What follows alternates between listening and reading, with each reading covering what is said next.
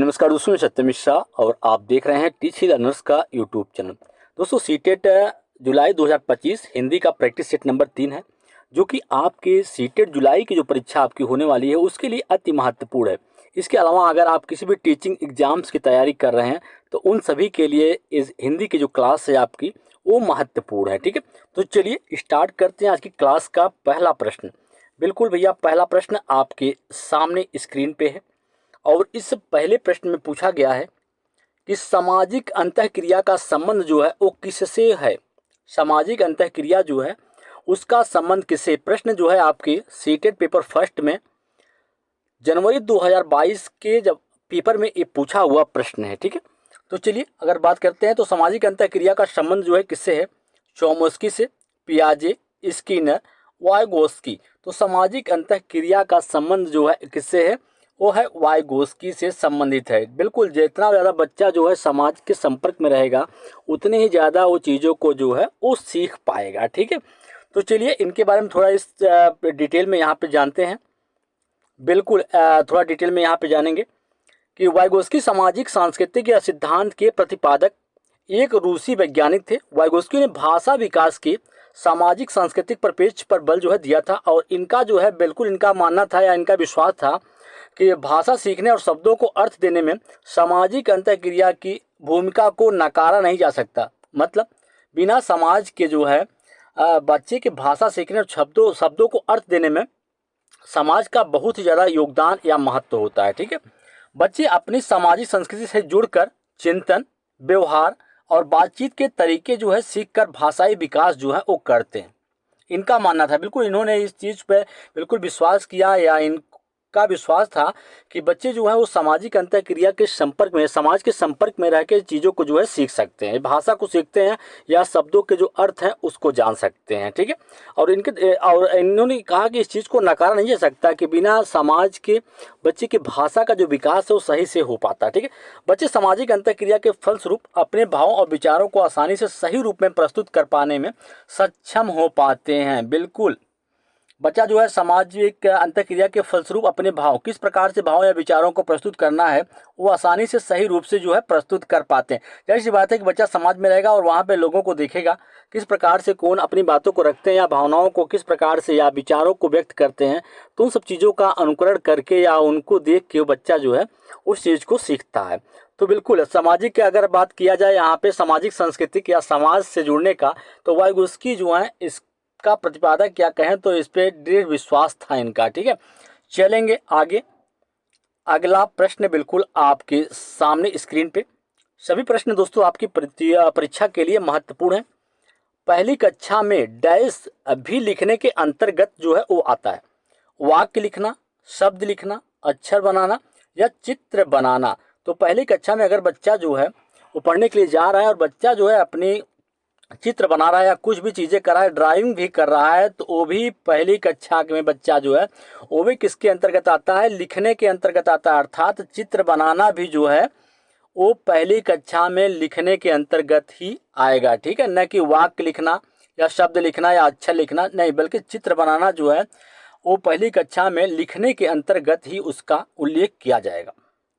चलेंगे आगे, थोड़ा इसको डिटेल में यहाँ पे जानते हैं।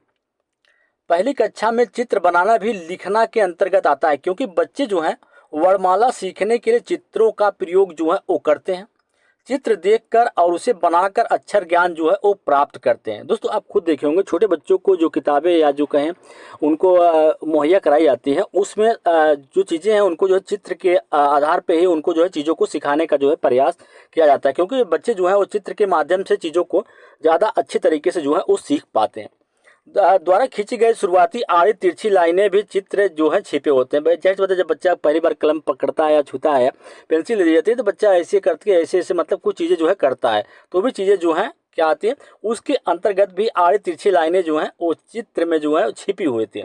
चित्र के आधार पर वाक्य जो है बनाते हैं और उनकी मनोस्थिति को जो है प्रकट करता है, जो कि उनके मन में जो चीज़ें चल रही होती हैं उसी के अनुसार दोस्तों चित्र बनाते हैं। और जाहिर सी बात है कि चित्र के आधार पर वाक्य बनाते हैं और उनकी मनोस्थिति को जो है उससे जो है समझा जा सकता है कि वो क्या चीज़ के बारे में क्या सोच पा रहा है बच्चा।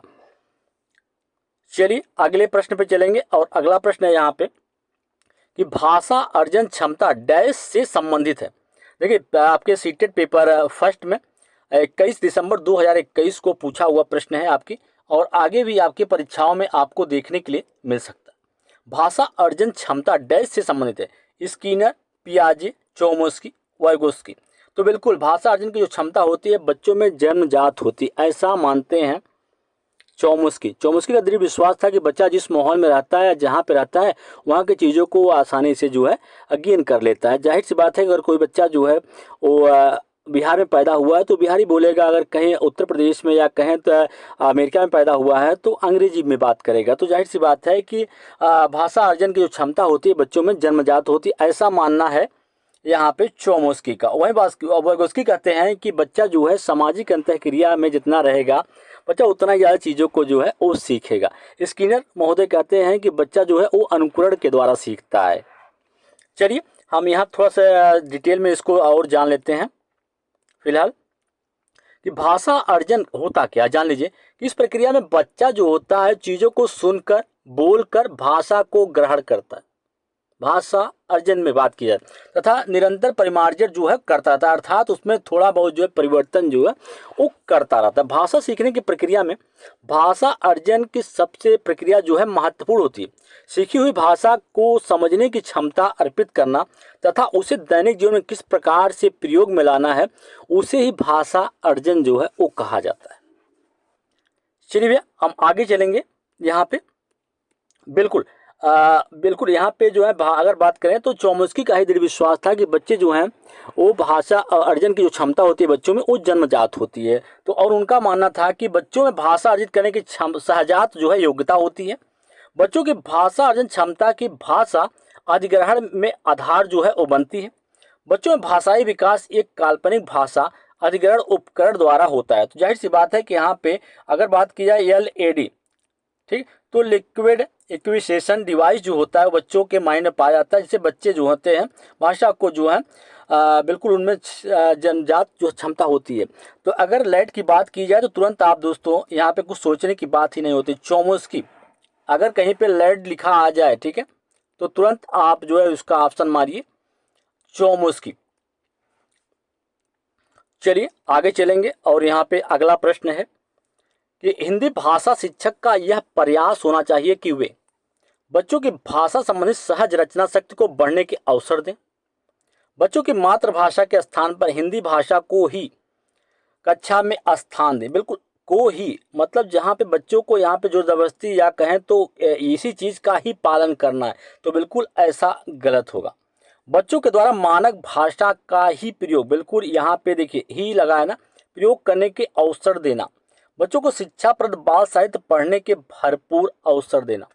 तो बच्चों की भाषा संबंधित सहज रचना शक्ति को बढ़ने के अवसर देना, ये भाषा शिक्षक का महत्वपूर्ण जो है वो प्रयास होना चाहिए।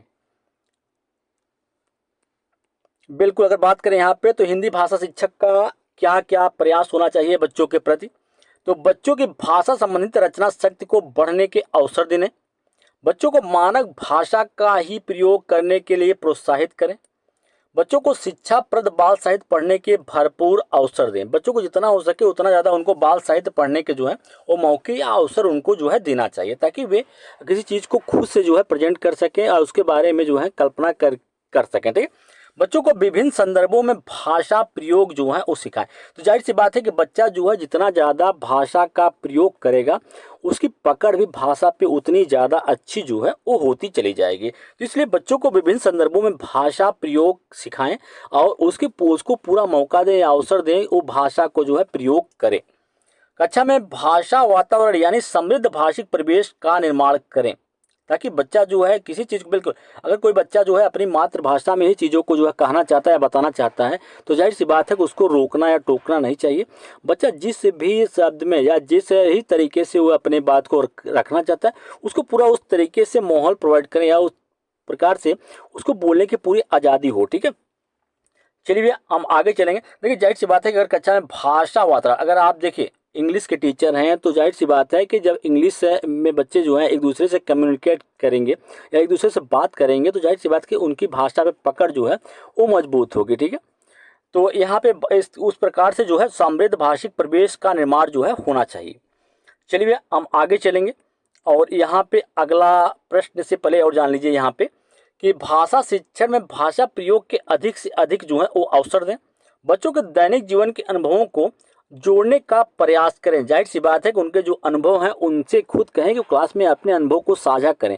तो चाहे जिस भी तरीके से वो उस चीज़ को प्रेजेंट करना चाहते हैं, बच्चों के ज्ञान निर्माण की प्रक्रिया में सहभागिता निभाएं। बिल्कुल उनके साथ साथ चीज़ों को करने का प्रयास करें। चलिए भैया हम अगले प्रश्न पे चलते हैं यहाँ पे, और अगला प्रश्न है यहाँ पे कि ऐसे शब्द जिनमें लिंग, वचन, कारक आदि के कारण कोई परिवर्तन नहीं होता है उन्हें क्या कहा जाता है? पद शब्द, विकारी शब्द, अविकारी शब्द या पदबंध। तो ऐसे शब्द जिनमें लिंग, वचन, कारक आदि के कारण कोई परिवर्तन नहीं होता उन्हें अविकारी शब्द जो है वो कहा जाता है। ठीक है भैया, चलेंगे अगले प्रश्न की तरफ। अगला प्रश्न है यहाँ पे कि कक्षा 5 के बच्चों के भाषा आकलन के संदर्भ में आप किस सवाल को सबसे कमजोर जो है वो मानते हैं? ईदगाह कहानी में हामिद ने मेले से क्या खरीदा? केशव सबसे क्या कहता होगा? कल्पना करके केशव के शब्दों में लिखो। यदि इला तुम्हारे स्कूल में आए तो उसे किन किन कामों में परेशानी होगी? अपने दोस्तों से पूछकर पता करो कि कौन किस बात से घबराता। देखिए सबसे कमजोर प्रश्न वही होगा जिसमें बच्चे को कम सोचना पड़ेगा, अर्थात जाहिर सी बात है कि न बच्चे को कल्पना करना पड़ेगा या न तो सृजनात्मक चिंतन ही करना पड़ेगा। जाहिर सी बात है कि सीधा सीधा उसका जवाब अगर बच्चा दे दे रहा है तो बिल्कुल वो प्रश्न बिल्कुल यहाँ पे सिंपल जो है या साधारण जो है ये सबसे कमजोर माना जाएगा। तो जाहिर सी बात है कि यहाँ पे आप पहले ऑप्शन में देखेंगे तो जहाँ पे पूछा गया है कि ईदगाह कहानी में हामिद ने मेले से क्या खरीदा, बिल्कुल सिंपल जवाब होगा। जो चीज़ें खरीदा होगा उसको पास होंगी और फटाफट उन चीज़ों को जो है बता देगा। वह अगर पूछा है केशव ने सबसे क्या कहता होगा, कल्पना करके केशव के शब्दों में लिखें। तो यहाँ पे केशव के शब्दों में यहाँ पे जाहिर सी बात है कल्पना करना पड़ेगा, बच्चे को अलग तरीके से यहाँ पे चिंतन करना पड़ेगा। जब जहाँ पे चिंतन करने की बात आए, सोचने की बात आ जाए, ठीक है, तो वहाँ पे भैया वो प्रश्न आपका थोड़ा सा जो है मजबूत माना जाएगा। तो बिल्कुल इस प्रश्न के राइट जवाब ऑप्शन नंबर फर्स्ट होंगे। चलेंगे अगले प्रश्न पे, और उससे पहले यहाँ पे जान लीजिए कि बच्चों के भाषा आकलन के लिए सबसे उचित तरीका क्या होता है। कि बच्चों के भाषा आकलन को या बच्चों के भाषा आकलन के लिए सबसे उचित तरीका क्या है? बच्चों के भाषा प्रयोग का अवलोकन करना कि बच्चा जो है किस प्रकार से भाषा को यूज कर रहा है, किस प्रकार से अपनी चीज़ों को या बातों को रख रहा है। ठीक है, बच्चों के विषय संबंधित ज्ञान, जीवन उपयोगी जानकारियां और व्यवहार का आकलन करना, पोर्टफोलियो के जरिए शैक्षिक उपलब्धि और सीखने की प्रगति का जो है वो मूल्यांकन करना। चलिए अब यहाँ पे दोस्तों आगे चलेंगे हम।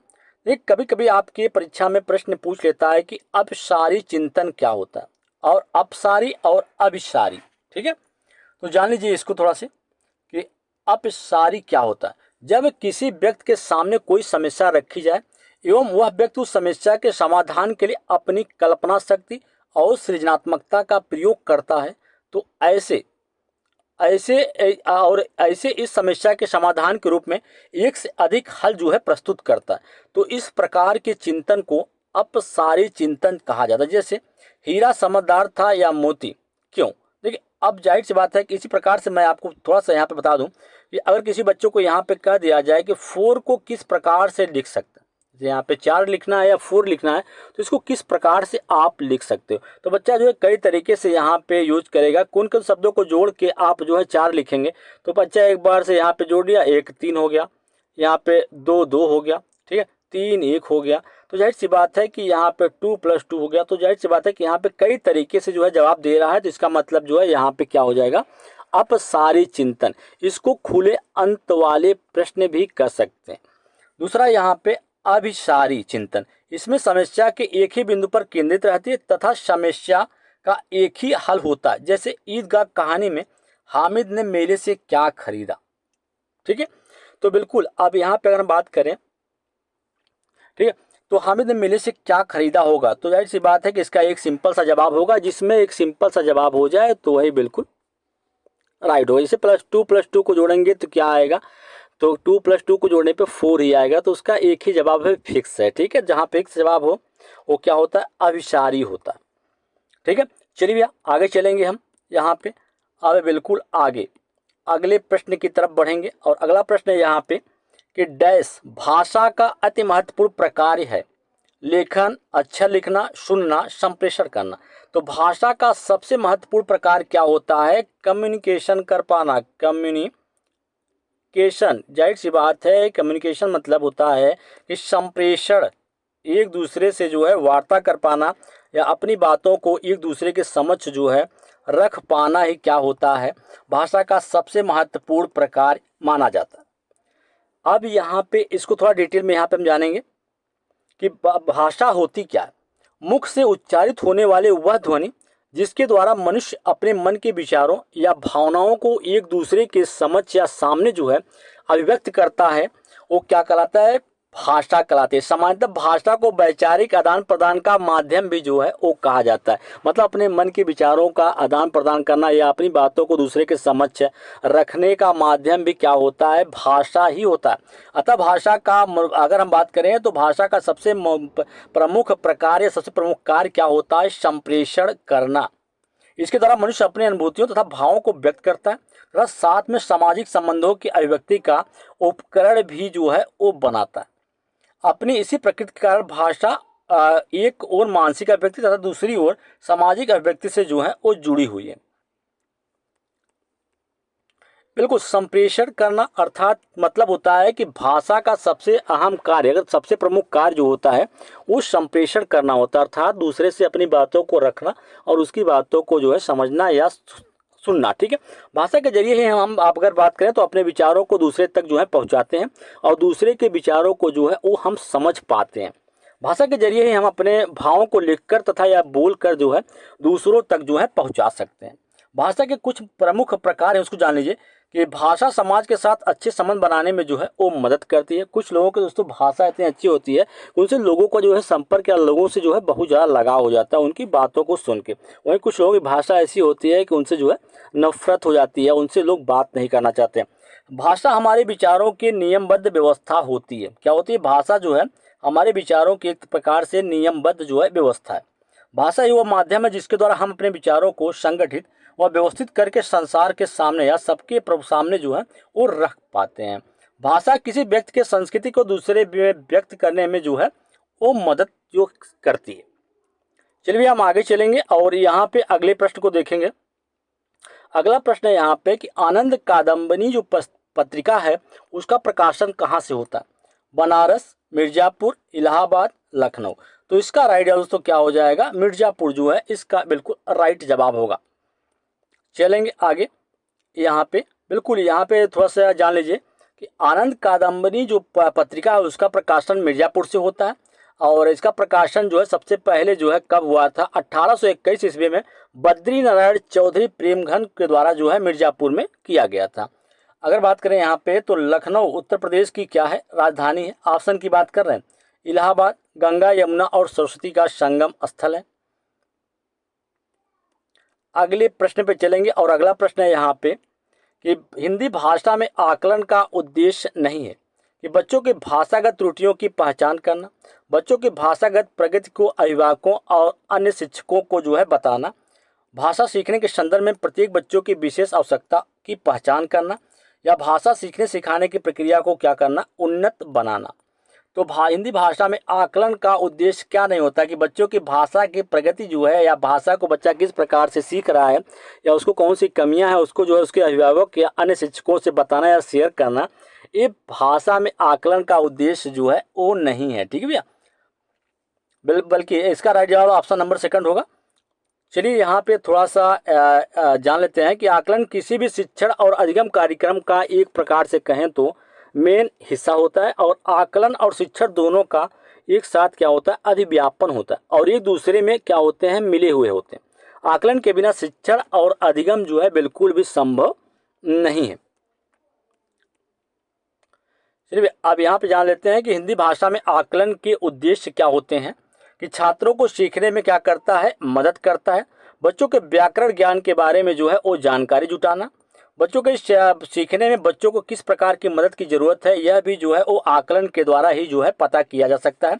बच्चों की ज़रूरतों के मुताबिक पाठ्यक्रम और सीखने सिखाने की प्रक्रिया को ढालना और बच्चों के शब्दकोश का आकलन करना।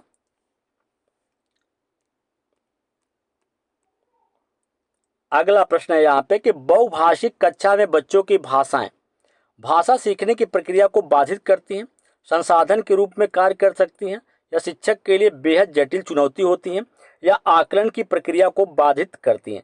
तो बहुभाषिक कक्षा में बच्चों की भाषाएं क्या होती हैं, एक तरीके से संसाधन के रूप में जो है वो कार्य करती हैं। ठीक है, बिल्कुल। अगर हम यहाँ पे जानते हैं तो बहुभाषिक जो कक्षा होती है, कैसी कक्षा को बहुभाषिक कक्षा कहते हैं, तो जान लीजिए कि बच्चों की अलग अलग भाषाएं होती है। एक ऐसी कक्षा जिसमें जो है अलग अलग भाषाओं के बच्चे हों, तो ऐसी कक्षा को क्या कहते हैं, बहुभाषिक कक्षा। कोई भोजपुरी बोल रहा है, कोई खड़ी हिंदी, कोई इंग्लिश बोल रहा है, तो अलग अलग बच्चों की जो भाषाएं होती हैं, ऐसी कक्षा को बहुभाषिक कक्षा कहते हैं। और इन भाषाओं का इस्तेमाल जो है संसाधन के तौर पर जो है वो किया जा सकता है। तो बहुभाषिक कक्षा में बच्चों की भाषाएं जो है कई तरह से जो है वो मददगार साबित होती हैं। तो बहुभाषिक कक्षा में बच्चों की भाषाओं के अगर महत्व की बात की जाए तो बच्चों को अपनी अपनी भाषा में बोलने और सुनने की पूरी आज़ादी जो है वो मिलती है। बच्चों की भाषाओं को सम्मान जो है वो दिया जाता है। बच्चों को संवादात्मक या कहें तो संज्ञानात्मक और शैक्षिक विकास को जो है क्या करती है, उसमें जो है गति मिलती है। और बच्चों को संवादात्मक परिस्थितियों का सामना करने की जो है योग्यता भी यहीं से जो है उनको मिलती है। चलेंगे अगले प्रश्न पे। अगला प्रश्न है यहाँ पे दोस्तों, बिल्कुल अगले प्रश्न में तो पूछा गया कि निम्नलिखित में से किस शब्द का संधि विच्छेद जो है सही नहीं है। बृहट टिब्बम, बृहदन टिब्बम जो है यशोभिलाषी, यश प्लस अभिलाष, महेश्वर, महा प्लस ऐश्वर्य, रीत्यानुसार, रीत प्लस अनुसार। तो इसमें से राइट जवाब दोस्तों ऑप्शन नंबर जो है सेकंड बिल्कुल सही होगा। चलेंगे हम थोड़ा सा आगे। अब यहाँ दोस्तों कुछ और यहाँ पे दिया गया है, उसको भी जान लीजिए कि संधि विच्छेद के देवर्षि शब्द का जो है संधि विच्छेद क्या होगा, देव प्लस ऋषि होगा। वहीं बृहट टिब शब्द का जो विच्छेद होगा बृह प्लस टब्बम, ये बिल्कुल सही होगा। यशो अभिलाषी का यशः प्लस अभिलाषी होगा। ऋग्वेद शब्द का संधि विच्छेद बात करें तो ऋग प्लस वेद जो है इसका संधि विच्छेद होगा। अगला प्रश्न है यहाँ पे कि चौमासा में समास कौन सा है, द्विगु समास, द्वंद्व समास, कर्मधारय समास या तत्पुरुष। ऐसा समास जिसका प्रथम पद जो है वो संख्यावाचक हो, तो ऐसे समास को क्या कहते हैं, द्विगु समास जो है वो कहा जाता है।